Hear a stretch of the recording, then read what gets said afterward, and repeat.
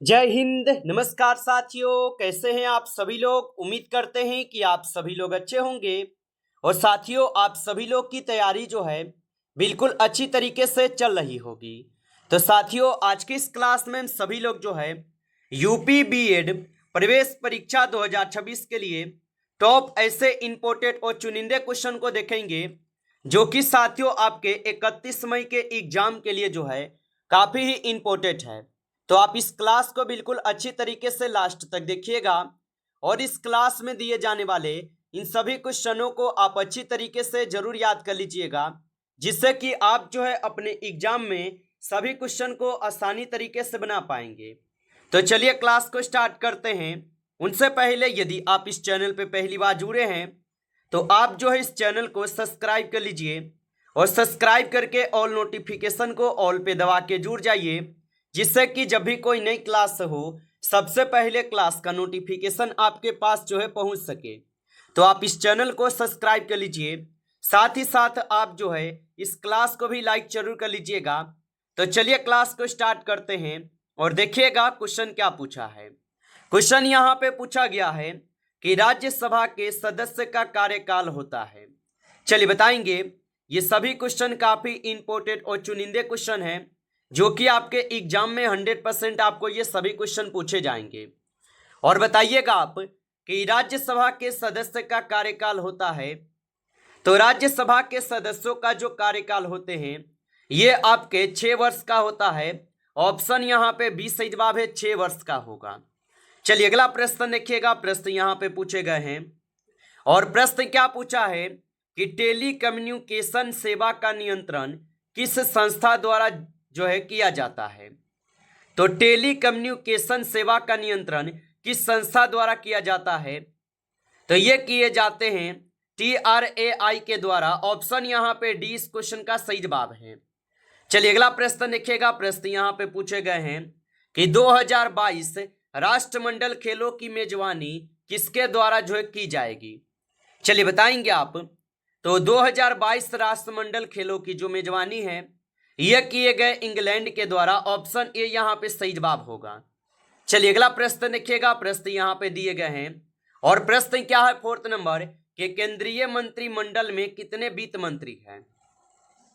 तो याद रख लीजिएगा कि केंद्रीय मंत्रिमंडल में कितने वित्त मंत्री होगा। तो केंद्रीय मंत्रिमंडल में जो है कुल आपके श्रीमती निर्मला सीतारमण हो जाएंगे। ऑप्शन यहाँ पे 20 क्वेश्चन का जो है सही जवाब दिए गए हैं। चलिए अगला प्रश्न देखिएगा। प्रश्न यहाँ पे पूछे गए हैं 5 नंबर कि निम्नलिखित में से किस भारतीय ने नोबेल पुरस्कार जो है प्राप्त किया है। चलिए बताएंगे। तो निम्नलिखित में से किस भारतीय ने नोबेल पुरस्कार को प्राप्त किए हुए हैं। तो याद रख लीजिएगा रविंद्रनाथ टैगोर। ऑप्शन यहाँ पे सी हो जाएंगे सही जवाब। रविंद्रनाथ टैगोर जो है ये प्राप्त किए हैं। चलिए अगला प्रश्न देखिएगा और 6 नंबर क्वेश्चन है कि भूकंप की तीव्रता मापी जाती है। चलिए बताएंगे आप। तो भूकंप की जो तीव्रता है ये मापी जाती है किसके द्वारा। तो भूकंप की तीव्रता मापी जाती है रिएक्टर स्केल के द्वारा। ऑप्शन डी यहाँ पे इस क्वेश्चन का सही जवाब है। चलिए अगला प्रश्न देखिएगा। प्रश्न यहाँ पे दिए गए 7th नंबर कि ओलंपिक खेलों में कितने छल्ले हैं। चलिए बताइएगा आप। तो ओलंपिक खेलों में कितने छल्ले होगा। तो ओलंपिक खेलों में जो है कुल आपके 5 छल्ले हैं। ऑप्शन डी करेंगे सही जवाब, 5 छल्ले होगा। चलिए अगला प्रश्न देखिएगा। प्रश्न यहाँ पे दिए गए 8 नंबर कि सफेद क्रांति का जनक किसे कहा जाता है। तो सफेद क्रांति का जनक जो है किसे कहा जाता है। तो सफेद क्रांति का जनक कहते हैं डॉक्टर बी कुरियन को। ऑप्शन यहाँ पे 20 क्वेश्चन का सही जवाब है। चलिए अगला प्रश्न देखिएगा और 9th क्वेश्चन है कि प्रकाश संश्लेषण की प्रक्रिया में परिवर्तन जो है ये निहित है। तो याद रखेंगे आप कि प्रकाश संश्लेषण की प्रक्रिया में परिवर्तन जो है ये निहित हो जाएंगे सौर ऊर्जा का रासायनिक ऊर्जा में। ऑप्शन यहाँ पे जो है सी सही जवाब हो जाएंगे। आप अच्छे से इनको याद रखेंगे। चलिए अगला प्रश्न देखिएगा। प्रश्न यहाँ पे है कि भारतीय राष्ट्रीय ध्वज में चित्रित चक्र में कितनी तिलियां होती हैं। तो भारतीय राष्ट्रीय ध्वज में चित्रित चक्र में कितनी तिलियां है। तो इनमें हो जाएंगे कुल आपके कितने तिलिया? तो यहाँ पे इस क्वेश्चन का आप सही जवाब बी लगाएंगे, 24 तिलिया है। ऑप्शन बी दिए गए सही जवाब 24 तिलिया होगा। चलिए अगला प्रश्न देखिएगा, और प्रश्न क्या पूछे गए 11th नंबर कि भारतीय रक्षा सेनाओं का सर्वोच्च सेनापति कौन है? तो भारतीय रक्षा सेनाओं का सर्वोच्च सेनापति जो है यहां पे हो जाएंगे राष्ट्रपति। ऑप्शन सी कीजिएगा, यहां पे सही जवाब राष्ट्रपति हो जाएंगे। चलिए अगला प्रश्न देखिएगा, और यहां पे 12th क्वेश्चन है कि सबसे बड़ा ग्रह जो है कौन सा है?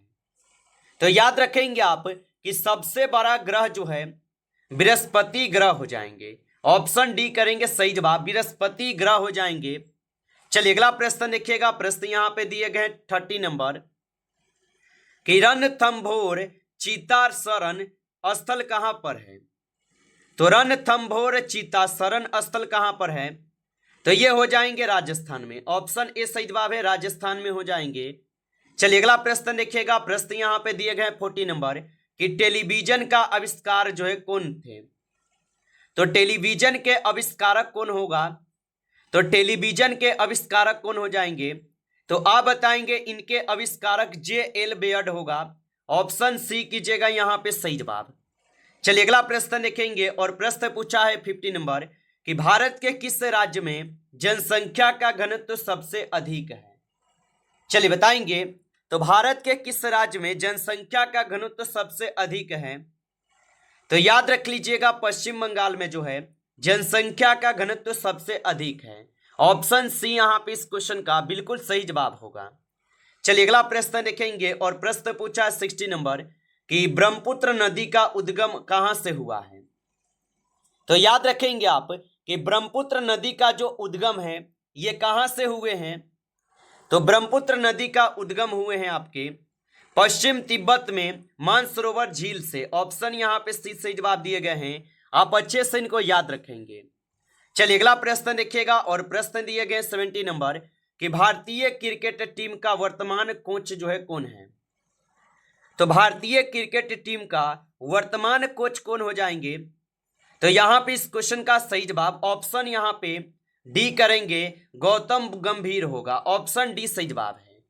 चलिए अगला प्रश्न देखेंगे, प्रश्न यहां पे है 80 नंबर कि भारतीय राजधानी क्षेत्र दिल्ली को छोड़कर भारतवर्ष में कितने प्रदेश तथा संघीय क्षेत्र हैं? चलिए बताइए आप, और आप अभी तक इस क्लास को लाइक नहीं किए हैं तो क्लास को एक बार आप लाइक कर लीजिएगा। नए जुड़े हैं आप इस चैनल पे तो चैनल को भी सब्सक्राइब करके ऑल नोटिफिकेशन को भी ऑल पे दबा के जुड़ जाइए, जिससे कि जब भी कोई नई क्लास हो सबसे पहले क्लास का नोटिफिकेशन आपके पास जो है पहुंच सके। तो आप इस चैनल को सब्सक्राइब कर लीजिएगा। और राष्ट्रीय राजधानी क्षेत्र दिल्ली को छोड़कर भारतवर्ष में कितने प्रदेश तथा संघीय क्षेत्र हैं? तो याद रखेंगे यहाँ पे 28 और 8 केंद्र शासित प्रदेश। ऑप्शन यहाँ पे डी सही जवाब है, 28 राज्य और 8 केंद्र शासित प्रदेश। चलिए अगला प्रश्न देखेंगे, प्रश्न यहाँ पे है कि भारत में कौन सा प्रदेश सबसे अधिक प्रदेशों की सीमाओं को स्पर्श करता है? तो याद रखेंगे भारत में कौन सा प्रदेश सबसे अधिक प्रदेशों की सीमाओं को स्पर्श करता है? तो याद रखेंगे उत्तर प्रदेश होगा। ऑप्शन सी सही जवाब है, उत्तर प्रदेश होगा। चलिए अगला प्रश्न देखेंगे, और 20 नंबर क्वेश्चन है कि किसी द्रव्य में एक कोलाइडी तंत्र एक द्रव्य में परिक्षेपित करने पर कहलाता है। तो किसी द्रव्य में एक कोलाइडी तंत्र एक द्रव्य में परिक्षेपित करने पर कहलाता है। तो ये कहलाते हैं आपके क्या? तो इमल्सन कहलाते हैं। ऑप्शन यहाँ पे बी हो जाएंगे सही जवाब। चलिए अगला प्रश्न देखिएगा, और प्रश्न क्या दिए गए हैं 21 नंबर कि पानीपत की पहली लड़ाई जो है कब हुई थी? तो पानीपत की जो पहली लड़ाई हुई थी ये लड़ाई हुए थे 1526 में। ऑप्शन यहाँ पे सी सही जवाब है, 1526 में हुए थे। चलिए अगला प्रश्न देखेंगे, प्रश्न यहाँ पे है 22 नंबर कि शून्य का आविष्कार किस देश में हुआ था? तो याद रखेंगे आप कि शून्य का जो आविष्कार है ये किस देश में हुआ था? तो शून्य का आविष्कार हुए थे भारत देश में। ऑप्शन यहाँ पे डी हो जाएंगे, भारत में हुए थे। चलिए अगला प्रश्न देखेंगे, और प्रश्न पूछा है 23 नंबर कि सर्वप्रथम ग्रांड ट्रक रोड किसने बनवाई थी? तो याद रखेंगे आप कि सर्वप्रथम ग्रांड ट्रक रोड को किसने बनवाई थी? तो इनको बनवाए गए थे शेरशाह सूरी के द्वारा। ऑप्शन सी हो जाएंगे सही जवाब, शेरशाह सूरी के द्वारा बनवाए गए। चलिए अगला प्रश्न देखेंगे। प्रश्न यहां पे है कि भारत छोड़ो आंदोलन कौन से वर्ष जो है शुरू हुआ था? चलिए बताइएगा। तो भारत छोड़ो आंदोलन कौन से वर्ष शुरू हुआ था? तो भारत छोड़ो आंदोलन शुरू होते हैं 1942 में। ऑप्शन ए यहां पे सही जवाब होगा 1942 में। अगला प्रश्न देखेंगे। प्रश्न यहां पे दिए गए 25 नंबर कि किस देश ने 5 बार फुटबॉल विश्व कप जो है जीता है? चलिए बताएंगे। तो किस देश ने 5 बार फुटबॉल विश्व कप को जीते हैं? तो याद रखेंगे यहां पे सही जवाब ब्राजील हो जाएंगे। ऑप्शन डी सही जवाब करेंगे, ब्राजील होगा। चलिए अगला प्रश्न देखेंगे। प्रश्न यहां पे दिए गए 27 नंबर कि हिमनद का पिघलना सागर का जल स्तर बढ़ने से जुड़ी हुई एक सामान्य घटना है और हिमनद अधिकतम पाए जाते हैं। तो ये पाए जाते हैं आपके दक्षिण ध्रुवों में। ऑप्शन यहां पे 20 क्वेश्चन का सही जवाब है दक्षिणी ध्रुवों में। आगे देखिए अगला प्रश्न यहां पे दिए गए 28 नंबर कि रतौंधी रोग किसकी कमी से होता है? तो याद रखेंगे आप कि रतौंधी रोग किसकी कमी से होता है? तो याद रखेंगे कि रतौंधी रोग जो है ये विटामिन ए की कमी से कारण होते हैं। ऑप्शन सी सही जवाब है, विटामिन ए की कमी के कारण। अगला प्रश्न देखेंगे। प्रश्न यहां पे है कि सूर्य प्रकाश में कितने रंग होते हैं? तो सूर्य प्रकाश में कितने रंग होते हैं? तो सूर्य प्रकाश में जो है आपके 7 रंग होते हैं। ऑप्शन यहां पे डी सही जवाब है, 7 रंग होते हैं। आगे देखिए अगला प्रश्न यहां पे आपसे पूछा गया है और 13 क्वेश्चन क्या है कि बृहद ज्वार भाटा कब आता है? चलिए बताएंगे आप। तो बृहद ज्वार भाटा जो ये कब आता है? तो ये आते हैं आपके कब?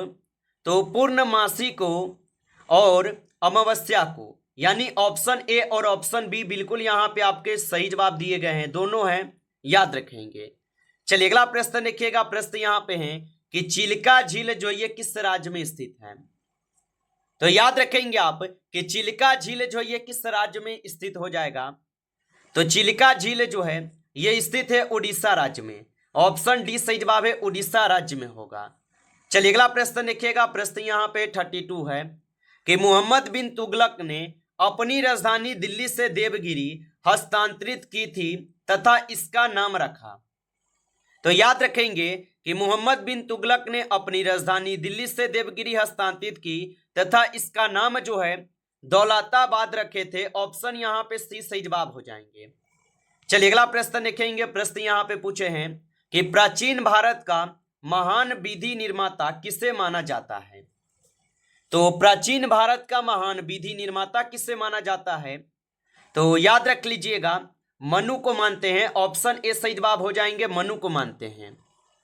अगला प्रश्न यहां पे दिए गए हैं कि सिख शब्द उस शब्द से निकला है जिसका अर्थ है। तो याद रखेंगे कि सिख शब्द उस शब्द से निकला है जिसका अर्थ जो है शिष्य होगा। ऑप्शन यहां पे डी सही जवाब है, शिष्य होगा। आगे देखिए अगला प्रश्न यहां पे दिए गए हैं और 35 क्वेश्चन है कि डुरंड लाइन जो है ये किनके बीच खींची गई है? तो डुरंड लाइन जो ये किसके बीच खींची गई है? तो डुरंड लाइन जो है ये खींचे गए हैं आपके पाकिस्तान तथा अफगानिस्तान के बीच। ऑप्शन ए हो जाएंगे सही जवाब, पाकिस्तान तथा अफगानिस्तान के बीच होगा।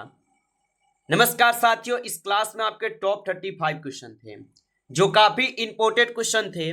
साथियों यदि आपको क्लास अच्छा लगा हो तो आप इस क्लास को लाइक कर लीजिए। नए जुड़े हैं आप इस चैनल पे तो चैनल को भी सब्सक्राइब करके ऑल नोटिफिकेशन को ऑल पे दबा के जुड़ जाइए, जिससे कि जब भी कोई नई क्लास हो सबसे पहले क्लास का नोटिफिकेशन आपके पास जो है पहुंच सके। तो आप इस चैनल को सब्सक्राइब कर लीजिएगा। चलिए फिर मिलते हैं आपसे नेक्स्ट टॉपिक के साथ नेक्स्ट क्लास में। तब तक के लिए जय हिंद, जय भारत।